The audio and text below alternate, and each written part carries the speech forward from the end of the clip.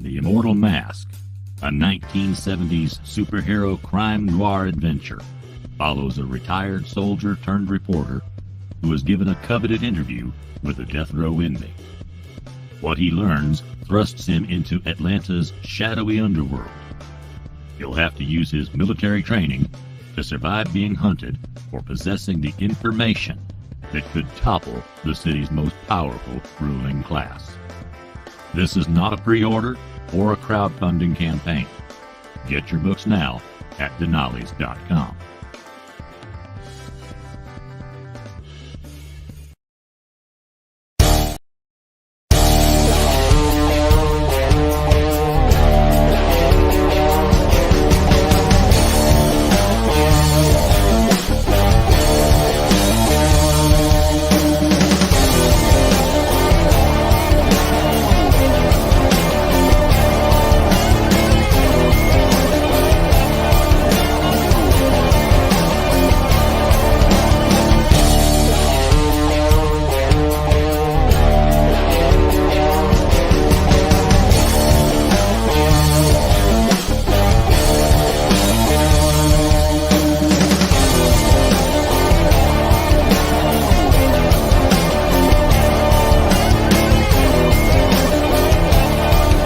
Entertainment Group presents the Madness Comic Network with original programming and additional comic-related content.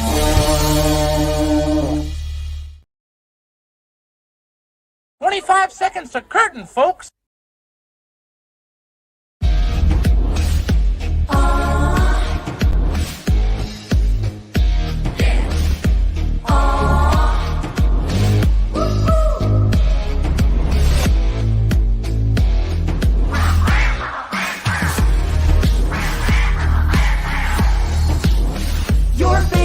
Podcast, it's Critical Blast.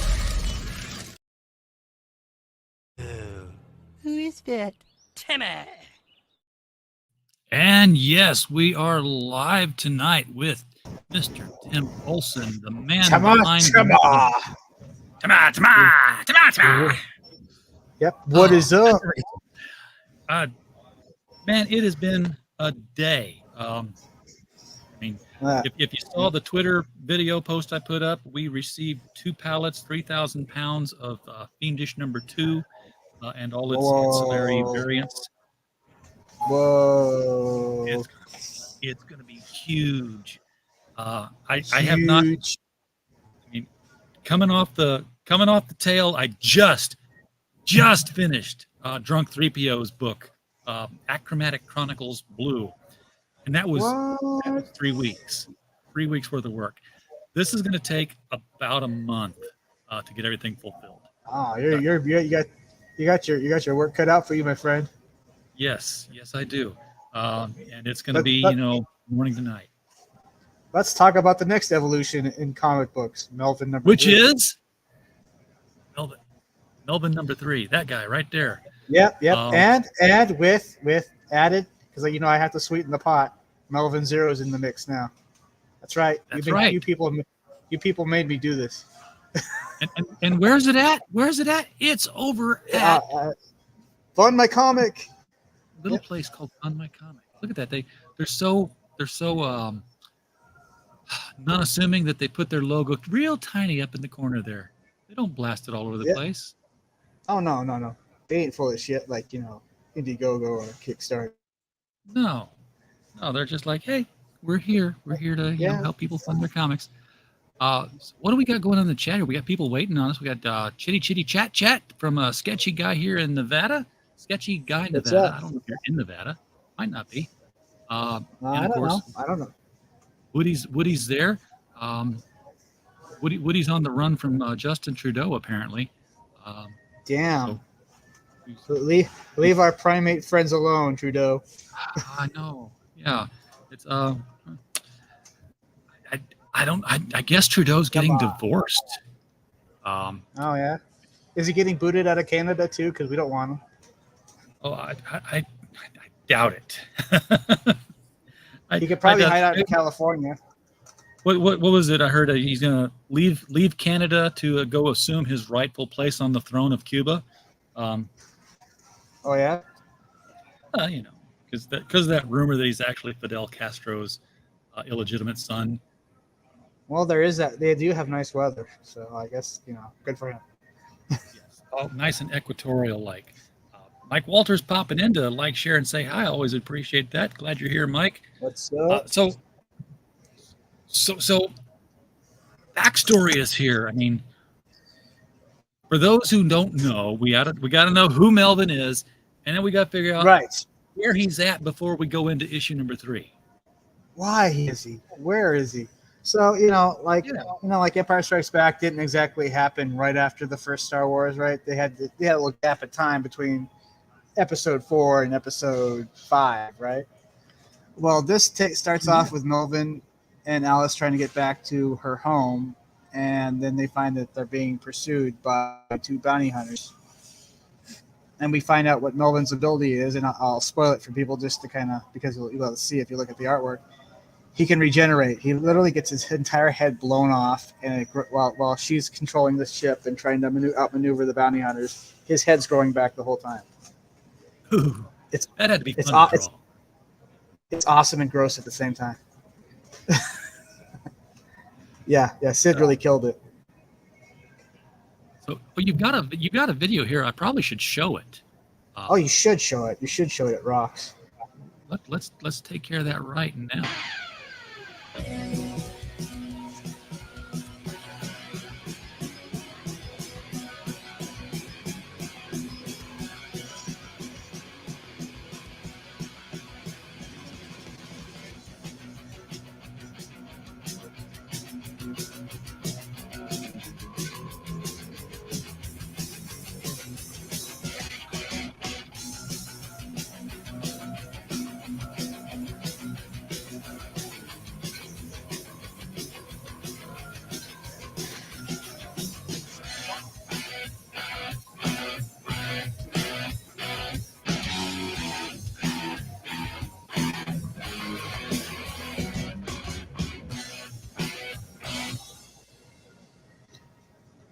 Yep, I had to change that from the sign-up page link to thank you for watching.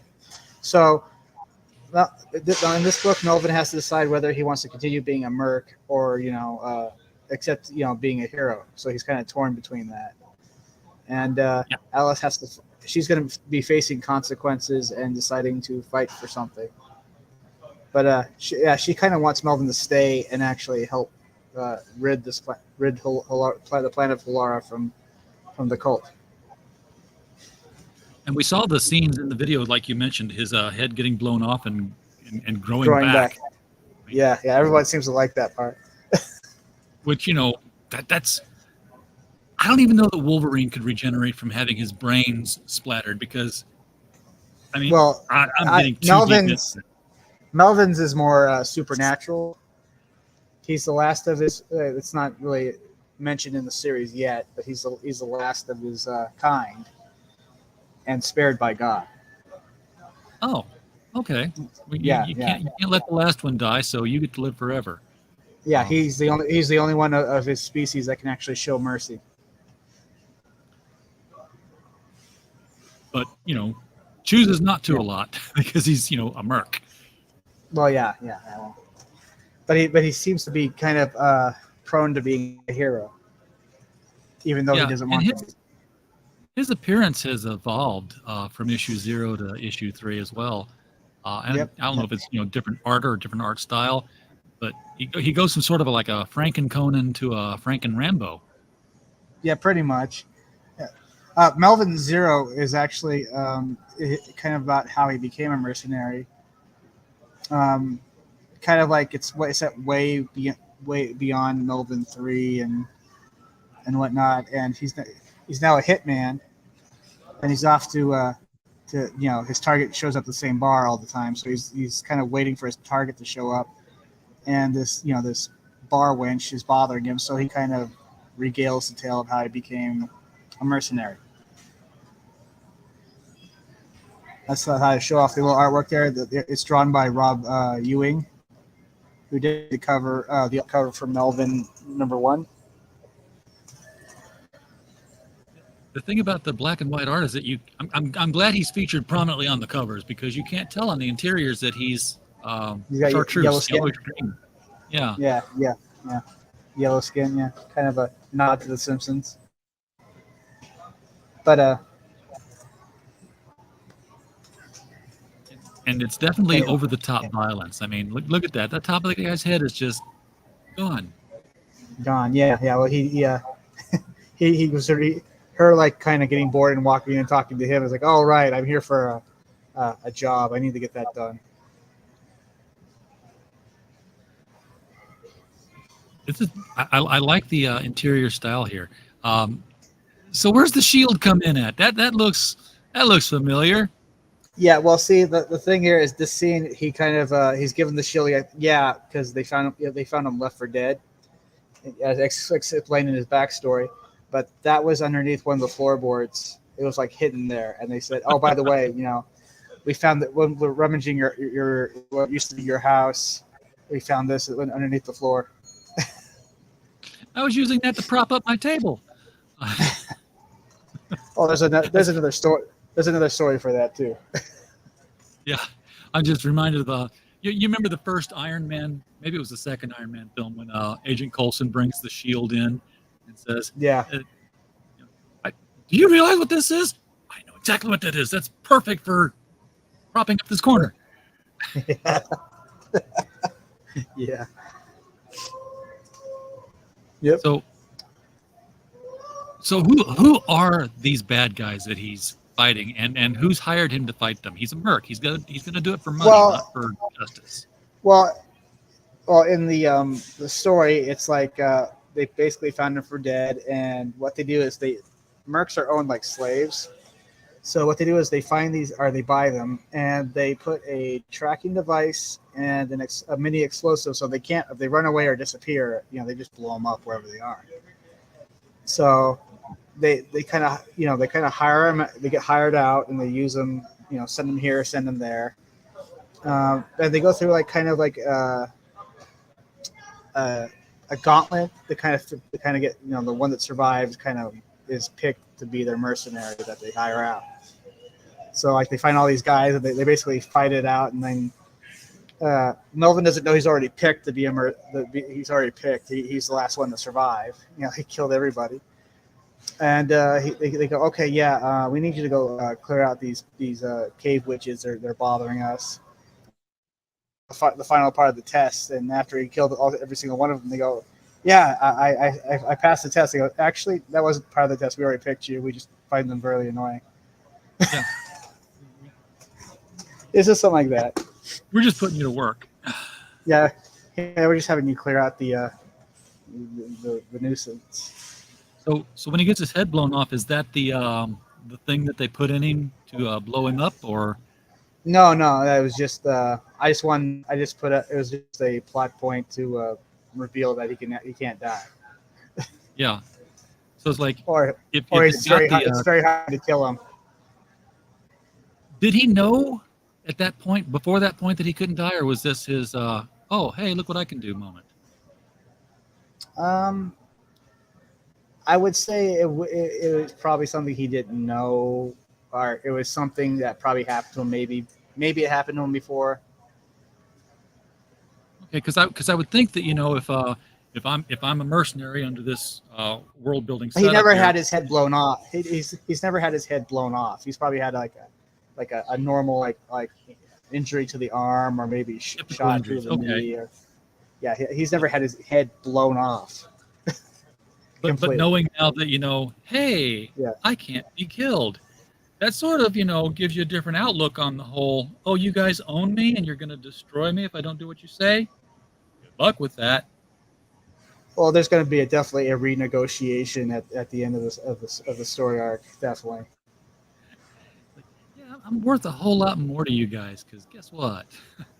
I'm kind of thinking along the lines of like, he goes, okay, yeah, this is the only thing I know how to do, but now that I'm free, we're equal partners now. So what am I looking at here? It says these look like trading cards. Yeah, they're going to be something you can, like, if you want to cut out the back cover and cut them and have cards, you can do that. And there's like little sketch cards right there. It was something. It was something that Andy. Yeah, Okay. it was something that Andy did one time, and it just kind of was in my Google Drive. I thought I'd use it for something. And it's, the book's 27 pages. Yep. Like Melvin 3, the Roman numeral versions. So all of these pictures here, these are concept art pieces, or are they from different... Oh, that was something Sherwin sent me, and I have no idea what to use that for, but I had art pieces I was going to use to kind of make it look interesting. Yeah, you got to show it. Somebody said I should make that into some kind of card. Maybe I'll use that as a stretch goal or something if I fully fund. And there's him regrowing his head. Yep. Tracking device. It's the way the cult finds where the hidden city is. It's kind of. And romance. Yeah, this is. Yes. So Melvin's the last of his kind, but he's still a man. Yeah. And then, of course, there's you'll meet the King Goodwinson, her father, and then, of course, her best friend Diana, which the name on the jacket was written by Sherwin like 2 years before issue 1, so I had to make up a character called Diana. And of course, there's the bonus story, which is like Droids meets Adult Swim, about two neighbors who hate each other and their brains get abducted and put into robot bodies. Why? Because gray aliens are bored and they just want something to do. They just do things for no reason. There's no grand scheme or grand design behind their plans. You think there's a reason why they're mutilating cows? No. No, they're just bored. Just cow tipping extreme edition. Yeah. That would suck. Like, hey, They probably they probably fly around going, "Hey, let's fly over Earth just to freak people out." Yeah. Let's go buzz the humans. And of course, the droids do have a passing resemblance, an inspired look. Hold on, RJ.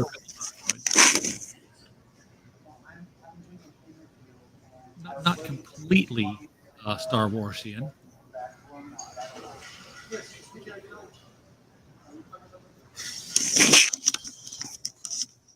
Glad to see that J.R. Exner has broken his self-imposed embargo on crowdfunded books and pledged 3 issues of Melvin.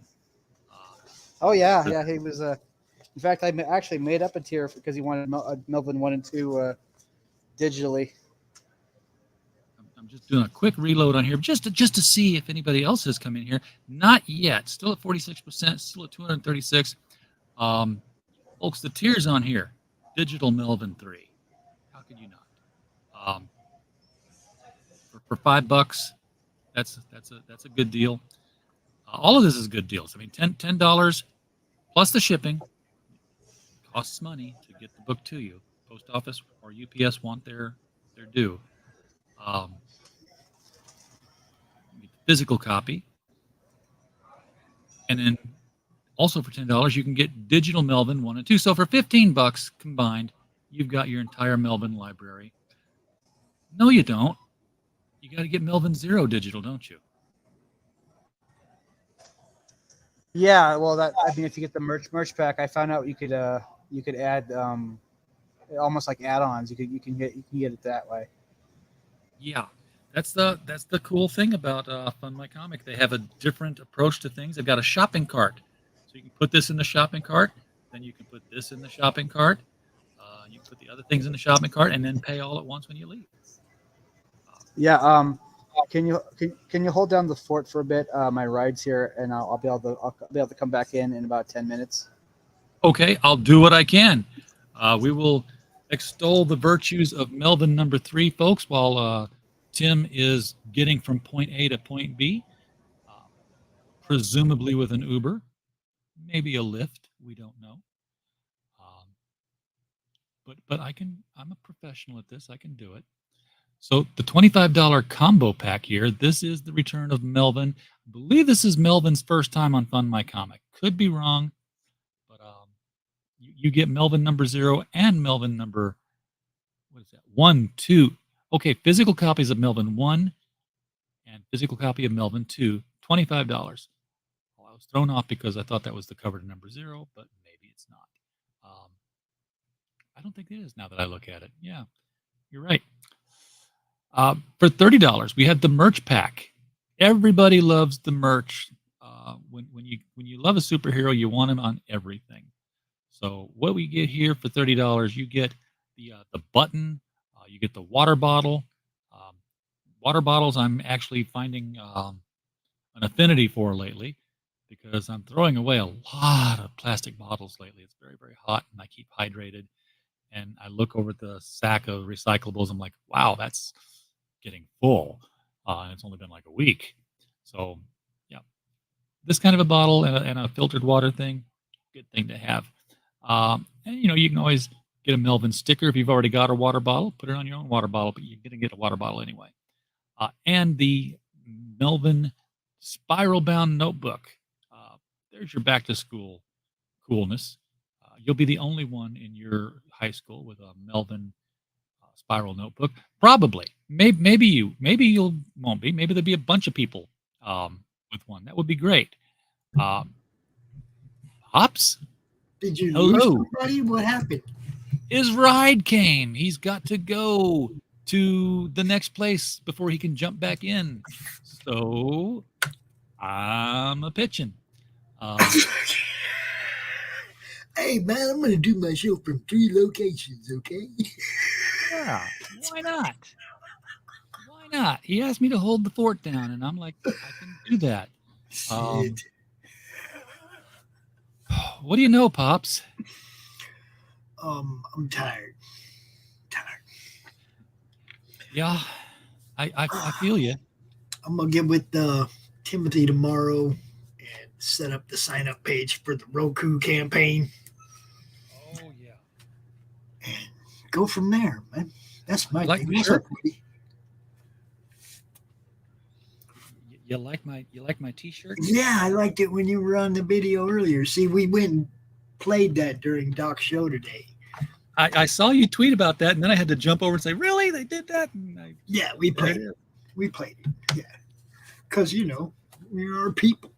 We see our people doing something, we cover them, right? I appreciate it. I got back from the warehouse, and you know what I found was 5 more boxes of Fiendish that came UPS from the other printer for the variant covers. Yes, I love it. Good stuff. Yes, Woody, the Roku campaign.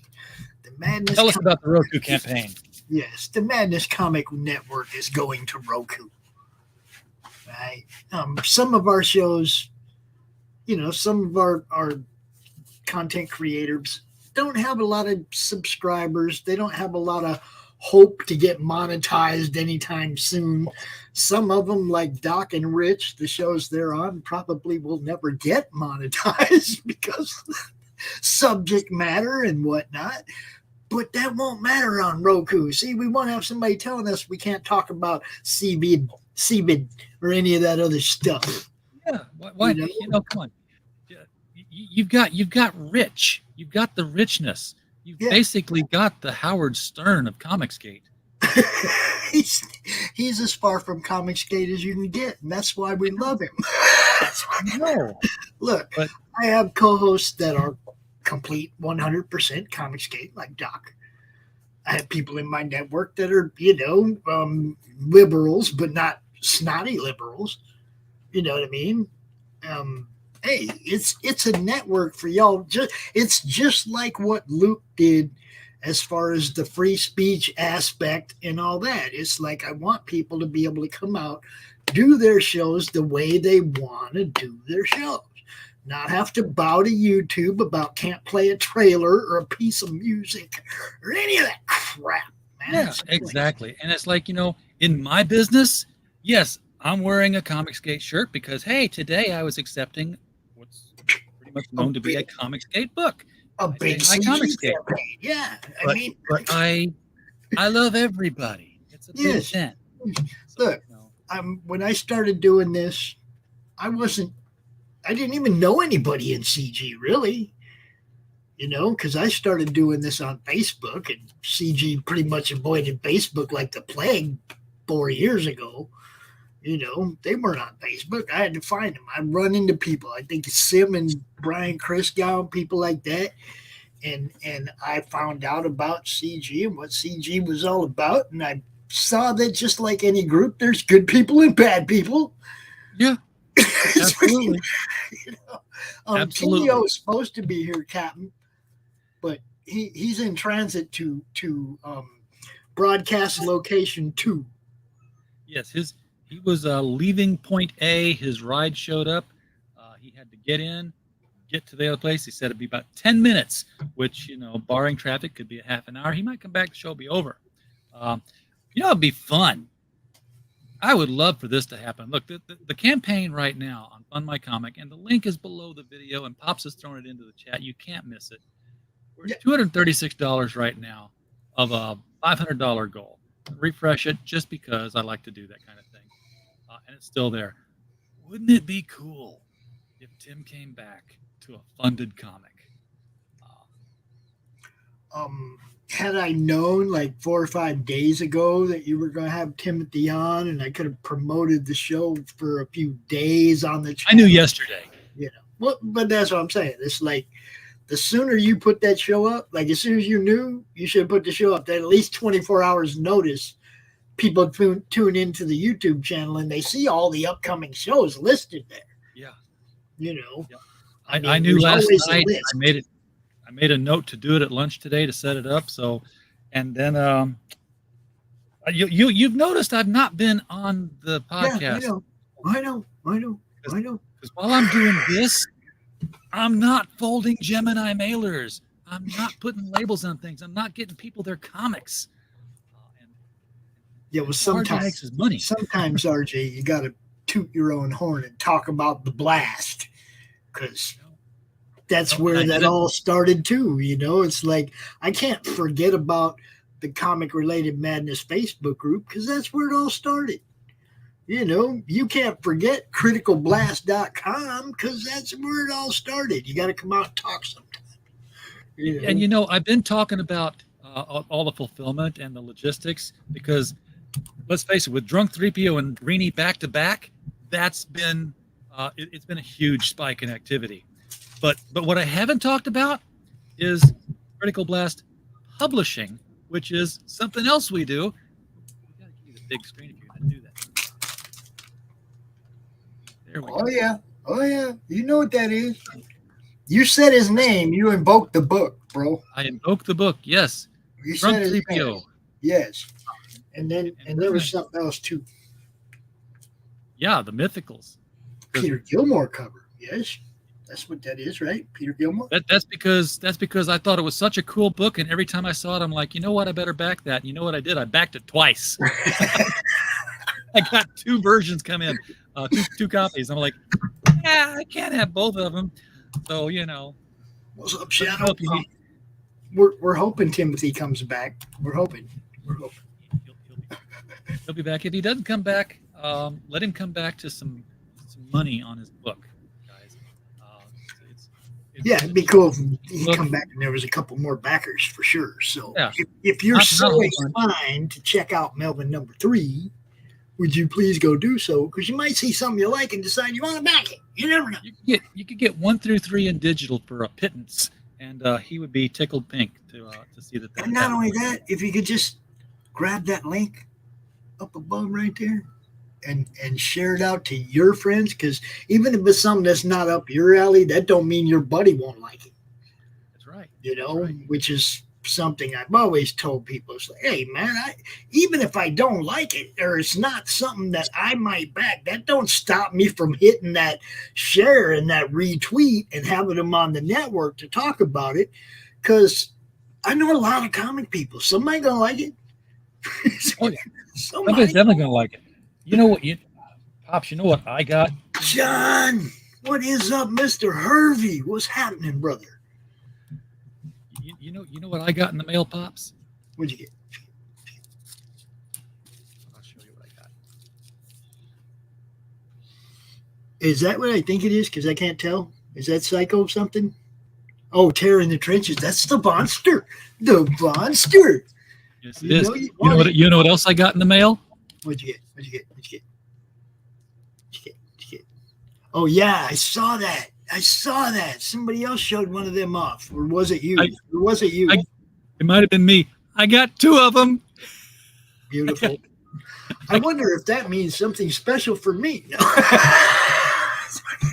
You never know. Look, I'm one of the people that told RJ a long time ago I was going to push what he does until he gets out of that crappy little apartment that he's in. Speaking of pushing what I do, Mike Walters runs his news channel Monday through Thursday with Golden Age Comics on Historical Retrospective on Friday. Do check out the Mike stand. Like, subscribe, hit the bell, all that stuff. Said he covered one of our stories on his news channel Monday night. Do appreciate that. Always appreciate when people share it out. This one I only got one of, Pops. This is hardcover. This is. I need more light. Bring on the light. You do need more light. Terry Moore After Dark. You're familiar with Strangers in Paradise? And this is just his. I better open it this way because I had not seen that. There is boobage in here. So. It's the madness. Who cares? It's his drawings of his characters from Strangers in Paradise and some of his other books. Right. Beautiful Terry Moore artwork. If you're fans of Francine and Kachu, this was a great book for you to get. It was it's done now. It's gone. There were 3 versions of it, and I got the hardcover because the hardcover was going to come signed by Terry Moore. So beautiful. Would love to. Yes, Shadow. Timothy did say something about adding the 0 to the campaign today. So, and it's there. It is there on the campaign.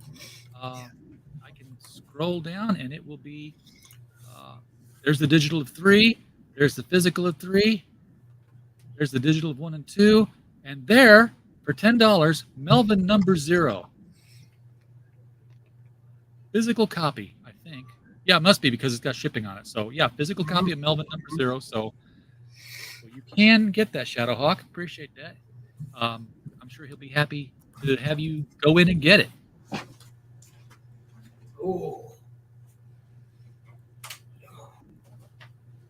Oh, did you make it back?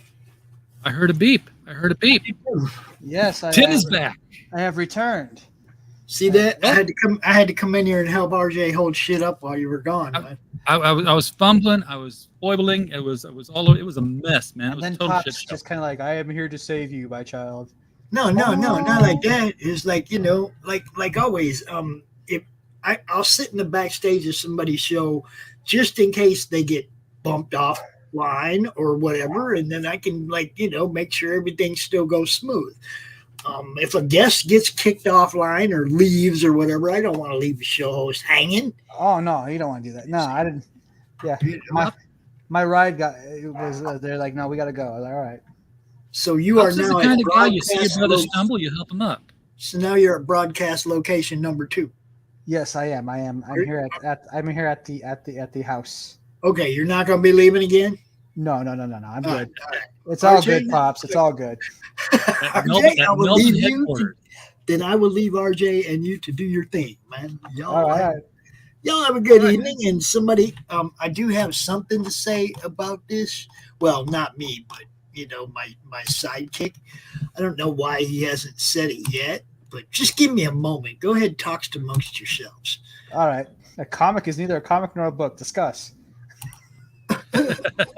It's you know what, I've made that argument before and made some people angry. This was back in the day when people were talking about why would you rate a comic book? Why would you put a rating on it? They don't put ratings on books. And I came out and said they're not books. And jaws hit the floor because RJ's a huge comic book supporter. Why would all of a sudden he's saying they're not books? What are they, the bastard child of literature? I'm like, no, they're more like video games, and they're more like movies, and they're more like television shows because they combine pictures and words to tell the story. And guess what? All three of those things have ratings. All right, so check it out. My sidekick has something to say about this particular project. All right. Just back it already. Yeah, that's awesome. I love that. All right, I just got crommed. You've been cromed. Pops, you got to put that in my video feed somewhere if you haven't already. Yeah, never mind. It's right here. Just back it already. I did. Yeah. I've got it. Okay. Let's refresh and see if anybody wanted this masterpiece. We have had people who have said they're coming back in to fund this thing because you added number 0. They haven't done it yet. I tried to say, hey, how cool would it be if Tim comes back and his book is funded? That would be sweet. But we're still at the 47%. We're still at the 236. But hey, it didn't go backwards. I've had that happen. Yeah. Well, I mean, like, how many days do I got left? You have. It's like 55? Yeah. You got plenty of time. You've done this in 4 days. Yeah. You I know, but over 10% per day. I'm still stuck on the what? I said bastard child of literature. No, it's the redheaded stepchild. It's the more funner brother of literature. Yes, the one that lets you drink a little when no one else will. But you know what? I said it's more akin to video games and movies and television shows, and it is because of what it does. But because it is written, it does what no other medium can do, and that is it makes you fill in the gaps between the panels. It's not 100 panels shown at 24 panels per second, and you get this motion. Yeah, you go from one frame to the next frame, and you're like, "What happened in here?" You don't really think about it. Your brain fills in the connection. Fanta! Hey! Yay! Glad to see you. Hi, Fanta. Yeah, the imagination is the key, Captain. You nailed it. Oh, Captain, yeah. Captain Scott McCloud did it best. He showed a frame of a guy chasing a woman with a knife, and then he showed a frame of a exterior of a house with a big scream sound effect above. Ah! And you're like, in your head, you're saying he killed that woman. Yeah. But maybe some of you are saying the man tripped and fell on his knife. You're the one writing the story. So. Yeah. The way I see it is literature is classic music and comic books is punk rock. Yeah, absolutely. And I always thought it was weird that, you could say, hey, literature is written word is literature and art is, art. But, you put the two together. Oh, so that's total trash. How does that work? It doesn't make sense. Some people's brains fill in better than others. Yes, you're right, Woody. My brain could use some filling in. Yes. Sometimes. Well, Melvin will entertain you, but I don't think it's not going to be people sitting around talking while they eat.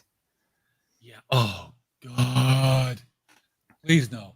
Yeah. Why would people think that would be entertaining in comic books? It's like you're seeing pictures of people talking about their problems while they eat food.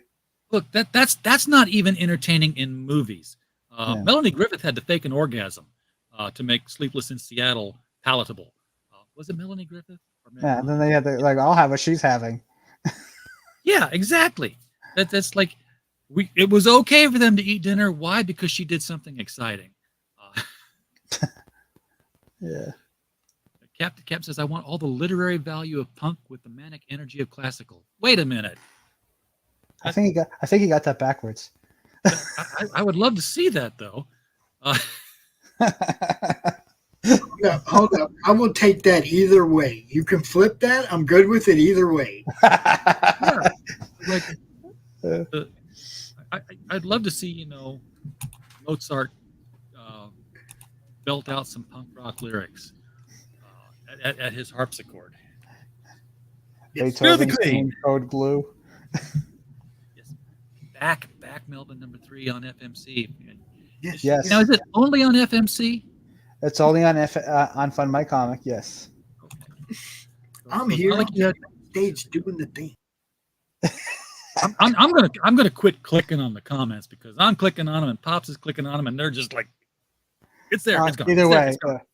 having Pops pop in and out and making jokes is hilarious. It's awesome. Yes. Oh yeah. I'm so glad Pops is around Yeah. and is part of my network as much as I am part of his network. So Yeah. Factual statement. Isn't it? Yeah, So- Pop's whole Madness network has grown. It's awesome.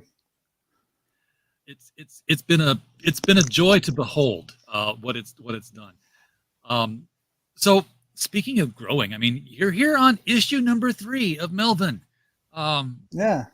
Did you expect that when you did issue number 1? When I did issue 1, and then that was kind of like I come from a long line of procrastinators, so when I did Melvin 1, I just had to do it, or else it's just gonna be talk. It doesn't mean anything when it's just all talk. You just do it, no matter how it's gonna turn out. Just fucking do it. But after Melvin 1, it kind of was like, some people liked it, some people didn't, right? And I thought, well, Melvin 2 has to be bigger than Melvin 1, and then Melvin 3 has to be bigger than Melvin 2. It has to be a progression, and then like there's all these ideas I have that kind of like fill in the background of the world and the characters and where all the stuff that needs to be explained as I go. Yeah. But at the same time, what you really said about both of them was Melvin number 2 has to be, and Melvin number 3 has to be. You didn't stop with one. You kept going forward and you kept making the comic. It has to evolve. Yeah, I want people to see like the evolution of the character from this, underground kind of comic book that was, I would have to say, a run and gun project. Kind of definitely when it came to the words, to this. It keeps getting better every issue and bigger every issue. And now, do you see the audience doing the same thing? I mean, are you growing? I like to think that the audience will grow with me. I'm not just worried about making like a huge amount of money, but I want to build an audience. So, it becomes a household name, or when I die, there's something left behind that'll continue on when I go. Yeah, because this is Legacy. your name in print, on paper, mass distributed. This is immortality. Yeah. So I'm thinking of legacy. I mean, you can go out anywhere in the world and say Spider-Man, and people know what the hell you're talking about, even if they don't buy comic books. Yeah. Yep. That's the real dream. Is your character is worldwide recognized. You become a brand.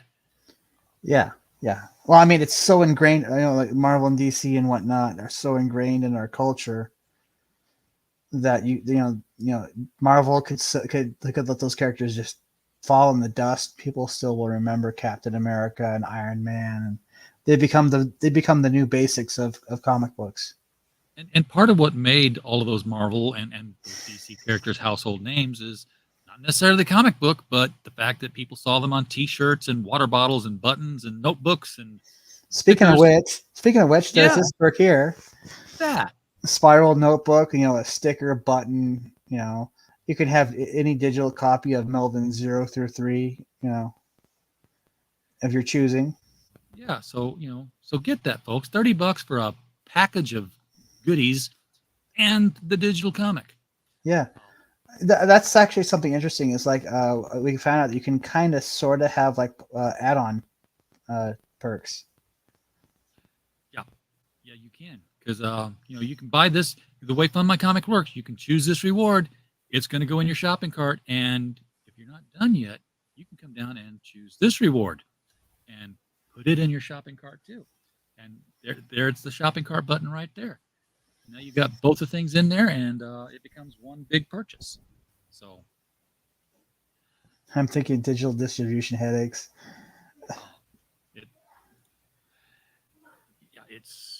There's no digital distribution headache.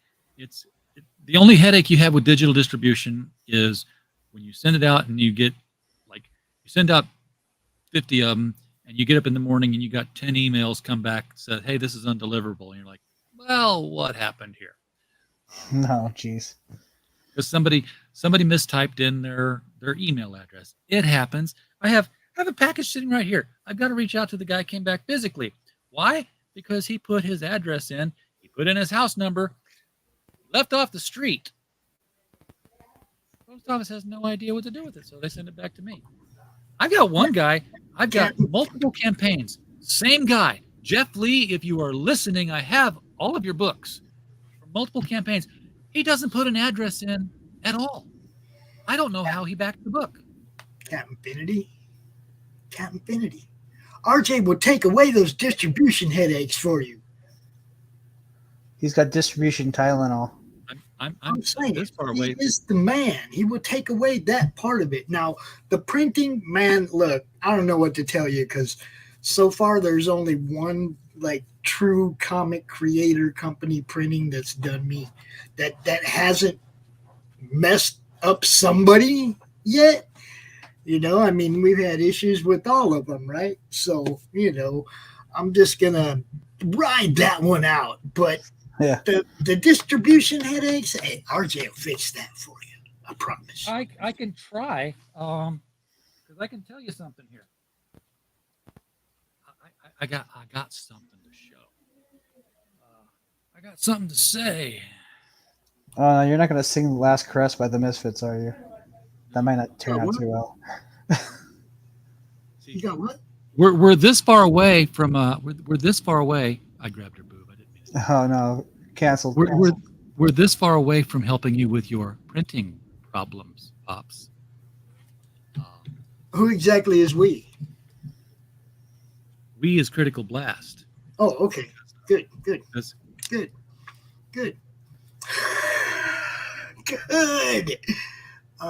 Let's hope he doesn't have a split personality, one called Critical, the other one called Blast.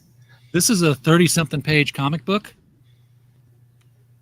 that we got printed in hardcover. Cool. At a reasonable price. And you can get this on, guess what? Amazon. What? Yeah.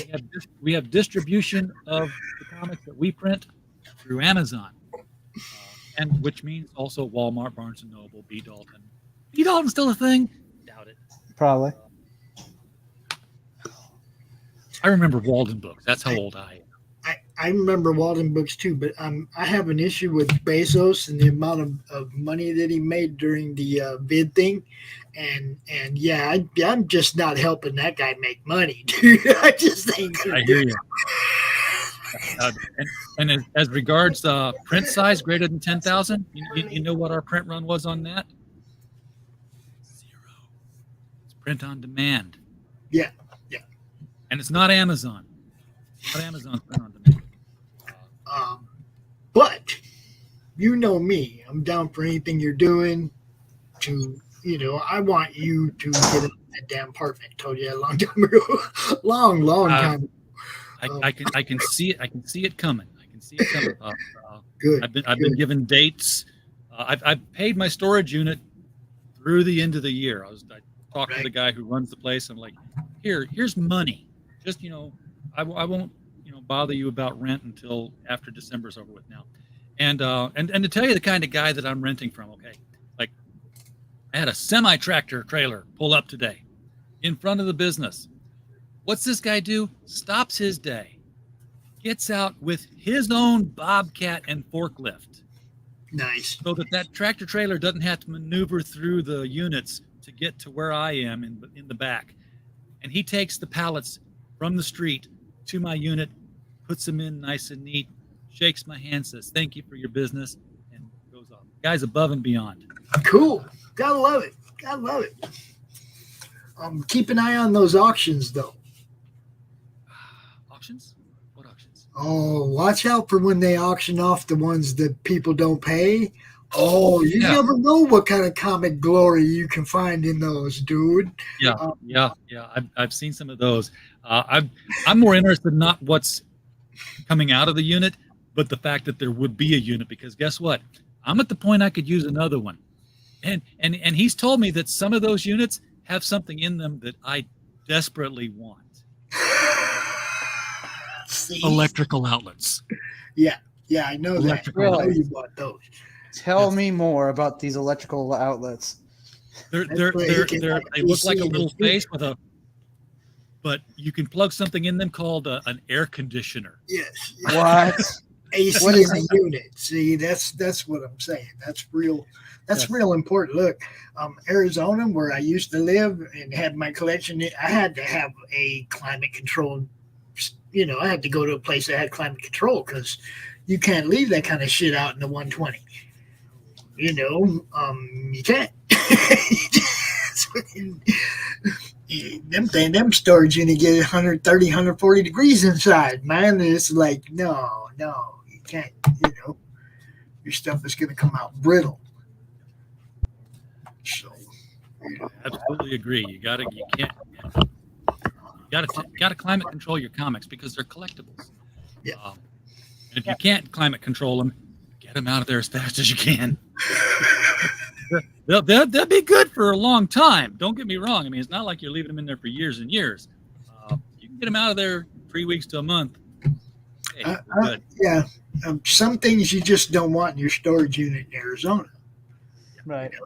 I've seen people pull stuff out of their storage unit, start opening boxes, and just find like melted candles and all kinds of just mess up everything in the box, right? I mean, yeah. Here, let's store grandma's antique white linens and let's throw them in a box. Let's throw this box of crayons in there. As long as it's not like 3-decade-old cans of peaches, you should be fine. Oh, he's gonna go after the peaches again. Oh. No, kidding.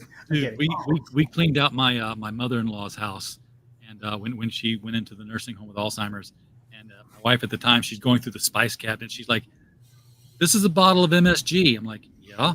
She's like, "It's got the A&P brand on it." I'm like, "Yeah." She's like, "A&P was in Chicago." Yeah, we left Chicago 23 years ago. If you want to know, I was telling Pops, and I told another one of his friends about the peaches from 1971 that were never opened. Then they're still good. No, they're not. They weren't. This was like 1999. And you have to remember, peaches in a sugar syrup are going to ferment. Oh yeah, peach wine. Oh no. After 30 years, that's just black and ugly, dude. Yeah. Apparently, he opened it, and it was like there was nothing in the can except for these old blackened peaches. Yeah, well, that means that there was a leak in the can somewhere. Air got out. Yeah. Because I just saw somebody on YouTube open. The archaeologists found a wine cask. It was like hundreds of years old, and they pulled all the top off of it, and they dipped wine out. And then they stopped. Yeah, well, those guys back then knew what they were doing, RJ. Yeah. Those guys back then knew what they were doing. Well, I mean, wine gets better over time, right? Yes, supposedly. Oh, also, peaches come in a can. They were put there by a man in a factory, downtown. Yeah. We're dating ourselves here. Like honey doesn't get old either. You can eat like honey from that's like thousands of years old, and it would be no problem. Yeah, it's like it dries up, but you can reconstitute it, and suddenly it's good again. Yeah, that's crazy to me. Yeah. You know what else doesn't get old over time? Comic books. Right? Comic books. In fact, comic books get better over time. So check it out, RJ. Every year about this time, as I get closer to the end of another revolution around this magnificent soul, I date myself every year about this time. Somebody's got to. Because I'm about to hit my 6th decade. Dude. Wow, 6 decades of pop fans in. End my 6th decade, I should say. I'm about to end my 6th decade. Oh, is there a greatest hits? Dude, look, there's some people that if if they knew they were about to die and they had to lay in the hospital bed for like an hour before it happened, and they have to sit there and think about what they missed out on and shit like that. I got an hour or way more than an hour of great memories to go through, dude. I'm not worried about it. I fucking had a blast, man. Right. You know, Well, definitely a love for comic books too. That's unprecedented. well, I mean, that's been part of it. You know, it's like that's why when I get I Black. think I have that book, RJ. Oh wow. This is a classic one. I remember reading this one in 6th grade. I was like, What number is I was that? this is Adventure Comics number 428. Man, This if one I isn't don't have chipped that up. one, I have a one with the cover like very similar to that. Black Orchid. I mean, I have Black Orchid, but I mean, it might even be that one. I don't have very many of those. I'm trying to see who did the cover art on this because it's a classic artist. I can't tell if it was Nestor Redondo or what. But I wonder if that's in my database. Hold on. oh, you have one of those too, huh? Oh, yeah. I wrote one. That's what I do for a living is I make databases. All I have to do is remember the damn, it's been a while since I've been in here. I got out of college in 88 and I wrote a database that there was no home product that would run it. I had to wait for Microsoft to catch up with me. And when Access came out, I'm like, hey, I pulled it out and I put it in and it worked. Check this out. Oh, The greatest Wolverine cover ever. why am I'm sharing it, but I'm not seeing it. Are you seeing it? No. There it is. Wow. Come on, StreamYard. That is the greatest Wolverine cover of all time, if you ask me. Yep. Now, see, it's Wolverine. He should have one in each hand. Well, he's got to be popping the claws in the other fist. Yeah, but he's like, Well, he's I firing mean, a but machine gun. Rambo did that. You know, it's like, come on, man. It's Wolverine. He should have one in each hand. He's got a machine gun. He's smoking a stogie, and he's knee deep in bullets. What more do you want? That's the way to do it. My database was made for my conventions and going to them. So I was able to drill down and say, give me everything published by DC between 1981 and 1983, where George Perez did the cover and Kurt Swan did the interiors. I could get that narrowed down if I wanted to. I've been meaning to get some look into some classic Batman from the 80s. There's something about that seems very appealing to me. Yeah, and tell you what, those stories was like one issue, sometimes two, and it was done.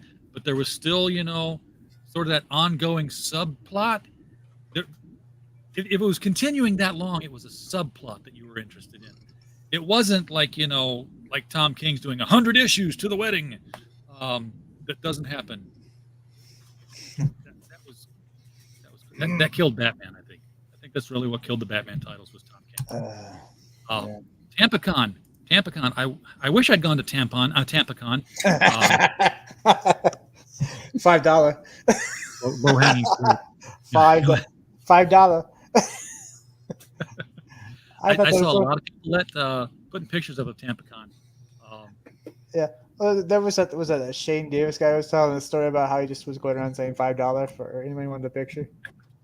I thought that was hilarious. I'm going to have my own little Tampacon. Yeah, I saw your picture there. First World Doc got to meet Pauly Shore. He was actually in my neck of the woods recently at the comedy club, and I didn't. The Weasel? The only movie I actually ever liked him in was Encino Man. I watched all of his stuff. I watched Son-in-Law. I watched Encino Man. It was like a Pauly Shore movie. I knew what I was getting. Only because he's not a very good main character, but he's a good supporting character. So I'm gonna get my own little mini Tampacon here in about 2 weeks, because in 2 weeks I'm going to be receiving copies of Fiendish #1. The wood burning things that Rini did, and the maps, the world maps she did. And you know how I'm going to get them? How? Rini Express. Bringing them to him. He's bringing them to me. So we are going to. I told her we're going to eat like redneck royalty here in Northwest Arkansas. And we got to do a show. You're going to barbecue some ribs? I'm going to take her to the place that barbecues the ribs for me. I'm not going to. You're not gonna do that, meat my cooking. What day is that going to be? Do you know yet? Don't know for sure. I want to say around the 18th. Okay, because look, I will open space up on the network. We are definitely going to have come out. Look, we need a new show ending, right? Don't we do that? You know what? Wait, I got a slogan for con. Tampon con. Feel fresh. No. Look, we need a new ending. You know what I'm talking about, RJ. I know the one. Maybe jazz hands. Maybe when I'm going to take her to local restaurant here, which is the home cooking comfort food place that I love going to. My Farmhouse Cafe here in Holiday Island, Arkansas. Shout out. I'm there 4 or 5 times a week because the food is that good. But I'm eating all the no carb stuff because I got fat over the last 3 years living here, and I'm starving all the time. But I've lost 25 pounds in the last 2 weeks, Pops. Found something that works for me. But maybe while we're sitting at the table, I'll put the camera up there and say, "Hey, let's film a show ender for Pops here. Let's chat comics while we eat food and see who comes in to talk to us." Because I'm not going to bring her here. I wouldn't bring anybody here. I brought 3PO here. He stayed in the driveway. Oh, damn. Well, he stayed in the driveway because the air conditioner was blowing at 59 degrees. He's like, "Yeah, it's 112 out. I'll wait for you to come back." I came here because we had just put a bunch of stuff in the warehouse. We were going to go get dinner. And I was like, my shirt looked like a dish rag right out of the sink after washing. I was like, I'm going to go in and I'm going to change my shirt at the very least, comb my hair. I was like, yeah, I'll wait.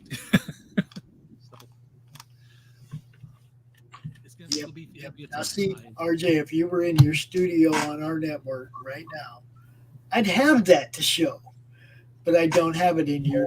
See, it's not in yours. You're right. I can't even find it on my computer. That was a long time ago, dude. You know what? That's one of the reasons why I can't ever close out this studio stream is because I've got videos that are uploaded here that I don't have the source for anymore. This is where they're at. I have to keep them here. Right. I got a few like that too. Yeah.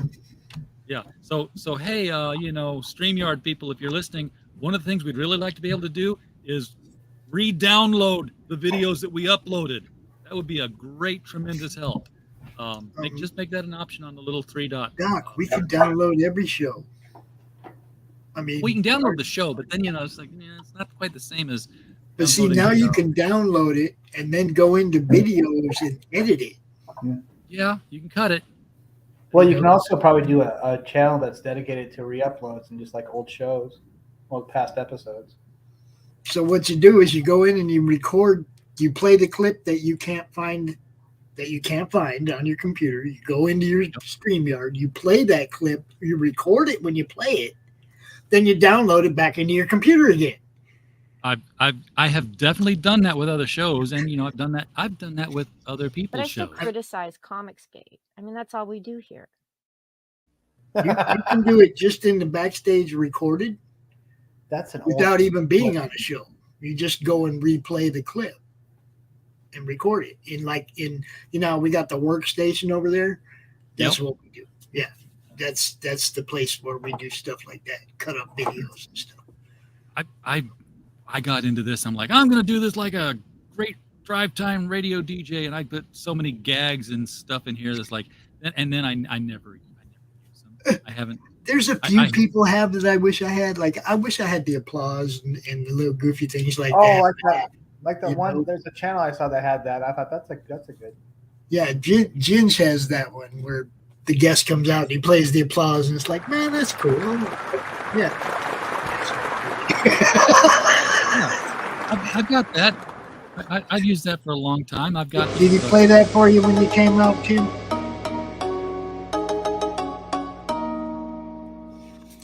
Did you play the applause when you brought Tim out?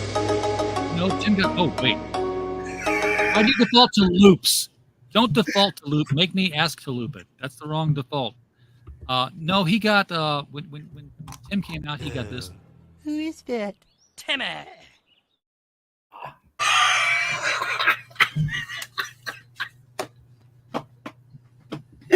Awesome. And then if somebody's camera quits working, or their mic quits working, or they go for a ride in the middle of the show. Yeah. What we've got here is failure to communicate. I love that. Of course, whenever when I hear that, I always think of either Cool Hand Luke or the beginning of that Guns N' Roses song, Civil War. It's both. So, yeah. Both. And then some of them, some of them have to be played together. So I'm like, what comic books are you reading? What a horrible woman she is. Hey, can you do that when you do sound bites of Vicky? Yeah, I could do that too. But I still criticize Comicsgate. I mean, that's all we do here. What a horrible woman she is. This That's is awesome. not the kind of show we normally do. We're just kind of sitting around bullshitting now. But folks, the reason we are sitting around bullshitting is because we're talking about Melvin number 3. So if you were wondering why we're all online here talking, this is the reason. Yes. Tim's book. It's the reason for the on season. my comic. Yes. The reason for the streaming. Just back it already. Yes, get Melvin twice in 1 year. I want this to. Yeah, that's true. Twice in 1 year. That's no mean feat because let me tell you, I was telling Pops that we're doing the Critical Blast Publishing. I haven't been talking about it, but like for nights now, for a couple of months, we've been reading stories for our latest anthology, The Monsters Next Door, and we closed the reading period at the end of June. I've been reading them all throughout July, saying, nope, this one doesn't fit. Nope, this one misses the theme. Had help from Damascus Minsmeyer, who's sort of an editor on the book as well. He's my first line editor. Like, you take the bullets and then let me know what passes. We had 70 books, 70 stories that passed that were all good. Well, look at that artwork. Look at that artwork in Melvin 3 compared to where it started. I mean, it just keeps getting better. I mean, look at that. Yeah, well, here's Melvin 0, right? That was where it started. Yeah, well, that's the 0 issue. Yeah, but I mean, Melvin, the first book I ever did compared to these books right here, just the evolution, if you will. Looking for the next cover here because I know that there it is. Yeah, it is getting better every single issue. In fact, this tier here is a perfect example of it. 1, 2, 3. Okay, I had a question while you were gone, man, because I got confused here. This tier says physical copy of Melvin 1, 2, and 3. Right. But I'm looking at that cover. I'm like, isn't that 0? No, that's an alt. That's a Melvin 1. It's an alt cover. Okay. That's the first cover that Rob actually did, and he did that. He did that and say, "Hey, here you can have." He basically just gave that cover to me. He's like, "Hey, check out what I did. That's pretty cool." And I kind of made it an alt cover. Yeah, and I mean, you look at the artwork here that the earlier artwork that's on these cards and on these stamps, and then you come down here and you look at that melted face. Yeah. And you look at cards there. Those cards were drawn by Andy, who was supposed to letter the book for Melvin 3, but tragically passed away due to COVID. We lost a lot of people that way. Yeah. And then this scene here, this reminds me of I can't remember the artist's name now, and I spoke with him a couple months ago, tried to get him on a show, but he's off doing illustrations. There was a book called Survivors in the late 80s, and it was definitely an indie print. Steve Wasson, Wosson, did that book, and this is like straight out of there. Great line work. Really? Cool. Same with this too. So I always thought that looked kind of Arthur Adams-ish. Yeah, I can see Arthur Adams in it. I can, if you told me that this was something Brian Bolland did for Camelot 3000 that didn't make it in, I'd be like, yeah, I see it. I've heard that before. I might have to start reading. I still haven't yet to read Camelot 3000. Oh, dude, you've got to read Camelot 3000. It's available in paperback, so go grab that. Paperback. I have to get the whole book. I'm also have to get back to collecting Tales from the Crypt. Old classic stuff there. I am also making my convention plans because Archon is coming up in end of September, 1st of October in St. Louis. So I'll be there. I'm going to be there as a bookseller this time if I can swing it. Get a bookseller table because I've got all your comic books sitting here to sell them. I'd like to get them. I'd like to use some money and me some space if that's all possible. And then also in September, I'm planning on taking off for Little Rock for the Arkansas Comic Book Convention, where I will be taking my Batman Special #1, The Player on the Other Side by Mike W. Barr and drawn by Michael Golden and getting it signed by Michael Golden. Imagine a comic book convention where there are comic book people. And then, of course, I'm going to wear my Critical Blast t-shirt, and I'm going to get in a picture with the Shatman himself, William Shatner. You're going to try to get a picture with William Shatner? Well, all you got to do is pay the money and show up. So, all right, let me run an ID by you, RJ. You want me to wear a Madness shirt, don't you? No. Let me run an idea by you. I'm thinking of possibly launching Roku campaign on my birthday. Okay. Ending it, running the 60 days, ending it on November 2nd so that we can do a Halloween finale. Oh, that'd be so cool. Yeah. You gonna dress it on my birthday, play off everybody's sympathy. Come on, back it. It's my birthday. Start it there. My birthday. Right? Start it there and then end it, during the Halloween time. I think it's a great idea. What do you think? I say whatever makes money, do it. Well, for me, it's not so much making money. It's making enough to pay for the first year, full maintenance for the development, for everything for that whole first year, so that whatever happens, if it makes money during that first year and we can pay for a second year, then it goes, right? But the campaign itself will be to finance the whole first year, not just the development of the. I want everybody to know that signs on. At least your shows are going to be up there for a year for sure. Right from the day you sign on. It's not like it's going to fall apart 3 months in or anything like that because Max is signing on to maintain it for the year. Yeah. So if you're going to, if you're going to end on Halloween, are you going to change your name to Pops Van Zombie? No. I was I've had a few different personas on Halloween since I started doing this. I've been the Gandalf of comics. I have been Alice Cooper. And the funny thing about the Alice Cooper one was that I dressed up for the show, right? Yeah. And I was also the only one here. So the neighborhood kids, when they're knocking on the door, I had to run up the stairs and answer the door and give out candy. The thing is that we live in a pretty small, secluded neighborhood, right? So all the kids just kind of gather together and walk the whole hood together. So you only get one knock, right? But there's 30 kids there, right? Okay. So they knock on the door. I run up there. I go out there with the big bowl of candy. And the kids are all like, who's this guy supposed to be? But he's Svengoolie. The parents all out in the street were all like, Alice Cooper, yeah! I was recognized by the people in my age group. Do you see what I'm saying? Yeah, they got it. They're hip. I had no idea who I was. Who the cool parents were. Oh, yeah, right away. We picked them out right away. Yep, that one. And it's funny because those are the same parents that have kids on the baseball teams and whatnot, that my grandkids are on. So I see them fairly regularly during. Probably like, hey, Alice Cooper. Yeah. It changes. Right. I almost had cause to use this yesterday, but I didn't.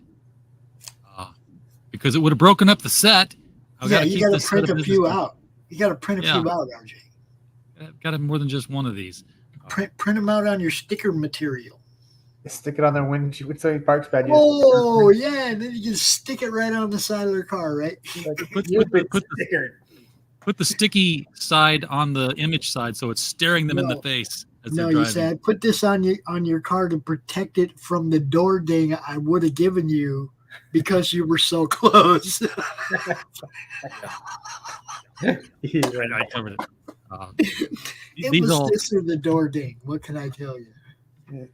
These all came from First World campaign. Doc sent those over. I was like the guy who hits the car in the parking lot and gets out and he writes a note.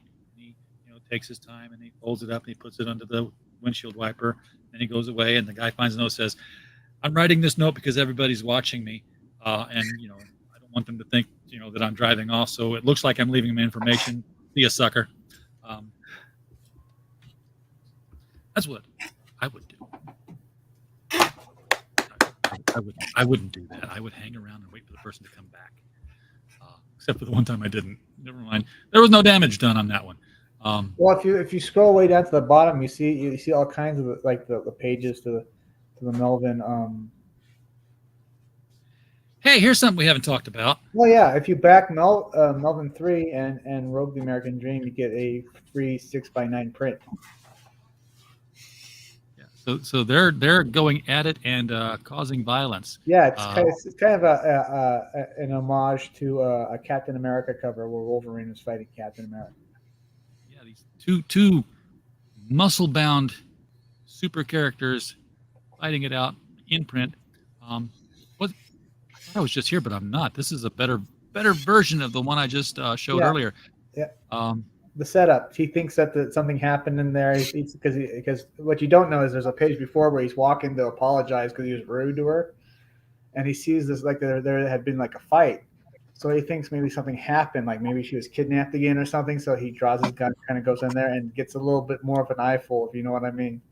Yeah, and is like you can see it in his eyes, like oh, goddamn. And then of course she goes in to kiss him, but she doesn't drop the thing. She wraps. I'm like, what? Yeah, that's why it went from like in my head it was always like a rated R comic, but when it's all said and done, put together, it ends up being more PG-13. But no, the line work on this whole frame up here is just absolutely beautiful. I mean, it's not, and I'm talking about look at the shoulders, look at the spine, all that shading and hashing going on there. That's somebody committed to making this be the best thing that they can make. Oh yeah, Sid's a beast.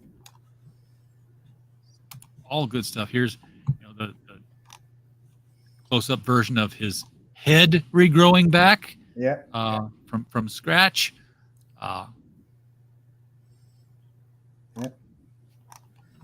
land speeder chases. You notice the background is like the background is actually like one of those radar kind of things. Yeah, I see it. Yeah. And then of course this is the other story about the two droids that. Yes. The Grey Aliens. They decided that they didn't like their tasteful photos being made fun of, so they threw them in the used probe room. Oh well. It's like that panel right there. That first panel is kind of a nod, a tip of the hat to Clockwork Orange. Yeah. They're holding his eyelids open. I'm like, he's a robot. Yes, they're showing them happy images, sad images, tasteful nudes. And that's when they laugh. Yeah. Let's see. Hey. Let's see. Odysseus laughs at it. That's when they get pissed off because he's making fun of them. Guys. It's a comedy. It's Melvin. Now, Melvin's not a comedy. But no, Melvin's not a comedy, but Zed and Odysseus is. And you would think that Melvin kind of would be a comedy because, sorry to everybody named Melvin, but yeah, a hero named Melvin kind of makes you think, oh, this is going to be kind of trips you up, don't it? yeah, it does. Yeah. Well, I mean, everybody knows the story of where I got the name. Yep. Or at least people have heard it. Where I was a big fan of Mad Magazine, and Mad Magazine did a card series where the cards were all the covers. And the first issue is like these two parents cowering in fear while a kid picks his nose, and one parent is like, "It's ugly," and the other parent's like, "It's hideous," and the kid's like, "It's Melvin." What can I say? I also read Mad Magazine also back in those days. You're out there subverting expectations. Yes. And I've subverted expectations by going on well over an hour here. We're almost at an hour and a half, so I'm going to wrap things up, draw them to a close. Yes. I got shit to do. Right. You're a man with things to do. Places to go, people to do, that kind of a thing. Yeah, exactly. Oh, good enough. So, Tomorrow. Tim, thank you, man. Appreciate you coming on the show. Yes. Sorry for leaving and having to come back in, but people, they're like, "Hey, go with the flow." That's all right. I got you. We covered you. You're good. I did want to say, special Madness gaming update. We'll be doing our usual Friday Tombs of Annihilation with Max Devill tomorrow instead of Friday. I love that name so much. Tonight at 10 o'clock, we're doing last week's replay. So if you watch tonight, catch tomorrow morning at 10 a.m. live. You get 2 episodes in a 12-hour period. It's kind of cool. But anyway, we're doing that. And Chuck Dixon, of course. Ask Chuck Dixon tomorrow. Yes. What else is tomorrow, RJ? There's so much going on. Oh, we got an ORP episode, the second half of the Star Wars. And I don't know, man. I'm pretty sure we're doing The Dead on the Horror Movie Club. So full slate of good stuff tomorrow, man. Awesome. You need to have awesome. You need to, okay. So like I watch the classics radio program. No, I listen to Sirius XM's classic radio, and I follow the guy on Twitter who runs the whole thing, Greg Bell Media, and every hour he puts out a tweet. Not every hour, but every regular periods. He's like, today at this time is this show. At this time is this show. At this time is this show. At this time, there's your episode guide right there. I know you got something on the Madness that does that. I know you're tweeting out the shows as they go up and before they go out, but maybe a block of a TV guide. Say, here's today's programming guide. Just tweet it out a couple of times. So much like work. I'll figure something out, dude. Actually, that will probably be, more for the Roku. Oh yeah. Every time something new episode goes up on the Roku, we'll talk about. We'll come out and do a 30-second. Hey, man, it's like RJ just put a new show up on Critical Labs programming. Go check it out. And we'll be doing that so often because the same show, people are still going to be doing their shows on their regular schedules, right? I mean, none of that's going to change. Everybody's still going to do their shows the way they do them. So I'll still be out on Twitter 3, 4, 5 times a day going, hey, yo, go check out what's on Roku. We got new stuff over there. I had to come out with the werewolf Jack or Wolfman Jack kind of voice. Hey, everybody, come on out and get yourself. Wolfman Jack. Oh, my God. Freaking Jack. I was a kid. And my parents would listen to the Wolfman Jack show. I even existed, but I still know who Wolfman Jack is. Yeah, he was real. I think he's in Grease. He talked like this the whole time too. Go watch the movie Grease. You'll see him. That's right. He was in there. Oh, that's probably not Grease. Not Grease. American Graffiti. American Graffiti. Yeah. American Graffiti. Yeah. Easy to get him mixed up. He used to run a 1950s rock and roll show in the early 80s, late 70s. Dude, he was on for a long time, man. Wolfman Jack. Do you think Macho Man Randy Savage got his adopted his voice from Wolfman Jack? Because I always, could you imagine a conversation between those two? Am I the only one that could not think that would be hilarious and awesome at the same time? Dude, that would have been too much. Wolfman Jack interviewing Macho Man Randy Savage. That would be too much. That would be the equivalent of the Batman television show landing young William Shatner to play Two-Face. If you can see Adam West and William Shatner in a scene together, the two of them, they would have quite the conversation. Now add Christopher Walken. Oh, well, now. Christopher Walken's been in the Batman. Oh my God, that conversation would never end, dude. It would never continue. It would just, it would, like what, it would, have frequent pauses and. Yeah. All right, guys. We melted. We melted. We can get out of here. We melted. The udders have gone dry. They're blowing dust. Powdered milk. Yes. Let's end this show on a tasteful note to thank our audience for being here, because we're glad you're here. So this is for you. Jane, you ignorant slut.